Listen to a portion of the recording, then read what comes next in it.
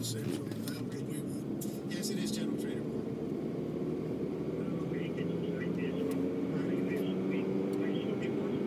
Yeah, he was.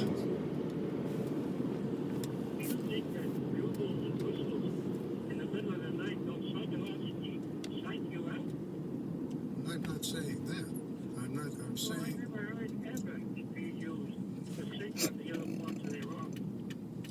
Well, they were using them, as the facts are, as we know it now, in after-action reports.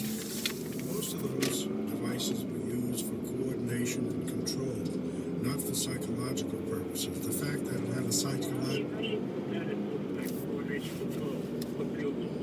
Well, that's the way the U.S. cavalry used to communicate. You have different signals. Well, listen, we used, if we didn't have radios, if you may recall, if you were there, we used flares. A flare, I remember. Oh, well, all right, let me give you an example. In the Outpost War, usually the radios were jammed. The W8 lines back to the main line of resistance were cut usually by artillery. So the only way you can communicate was with flares. Now, the normal practice with the Marines, I don't know how it was with the Army, that you would fire, if you lost communications and the enemy was on top of you, you fired a green flare for the artillery, pre-planned artillery barrages. 2 green flares was box me in, where they fired all the artillery all around your position, and then you fired 2 red flares if your position was being over. With the positions being over. I think you were there at different times, so I think that's exactly what I'm talking about, the Outpost War. yeah. Anyway, Boylan, thanks very much for the call. We appreciate the vivid description of your time. Thanks. We're talking about Korea, and you're listening to Talk of the Nation from NPR News.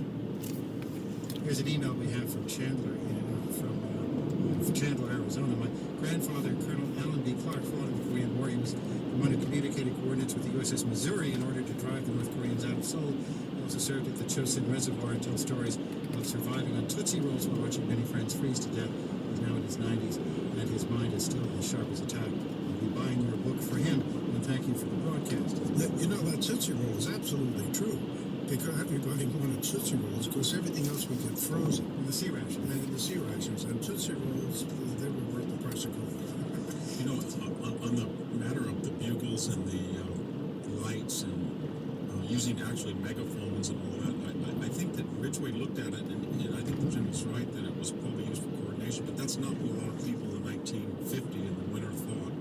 They had this idea of the Chinese soldier as some type of fantastic mythical warrior in the North Korean counterpart especially, and they even had coined this 50s word bug out. It was the first time it really entered in American parlance, that the Americans had bugged out. When Ridgway got there, he was just sort of struck that there was a psychological depression that had swept all the American troops, and they were coming to him. They said, these people don't fight like we do. They go back from the front lines 3 miles. They don't use transportation as we do. They walk. They don't need rice as much as we do. They're immune to disease, cold, and they do these very strange things with music and lights, and we don't know what to do with them. And one of the things Ridgway did almost immediately is said, they're human. Come on. In a very condescending fashion, he thought we were inflating the ability of the enemy. He said they're no different than any other enemy. And like every great general, I think, in history, especially these savior generals, they look at human nature as timeless and unchanged across time and space. They said, you know what, they're subject to the same criteria that you are, the same characteristics of warriors as you are, and when they get further and further from the Yalu River and it gets colder and colder and they're strung out 500 miles, you wait till what's going to happen to them. It's going to make what happened to us in the Yalu River a picnic, and it was more or less right. Yes, well, David, I think you're absolutely right. When Ridgway took over, the forces were totally demoralized, with the exception of the Marines, I might add, but they were demoralized and they were in shock. And therefore, they're ascribing the things that you had mentioned to the Chinese, making them 10 feet tall instead of what they were, about 4'8". But then he was able to restore the confidence and restore the battle elan with the U.S. Army, and things changed after that. But when he went there, everybody was in a state of shock. The 8th Army retreat that came down from the Yalu River below Seoul.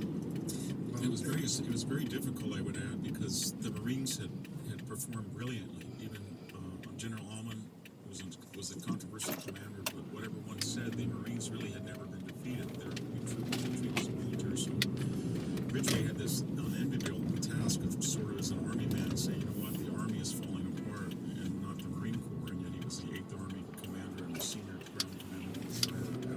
Matthew Ridgway, one of the 5 generals who's described in The Savior Generals, a new book by Victor Davis Hanson. We thank him for joining us today, and our thanks again to retired Lieutenant General Bernard Traynor, who joined us here in Studio 42. Neil Gaiman, when we come back, it's the Talk of the Nation from NPR News.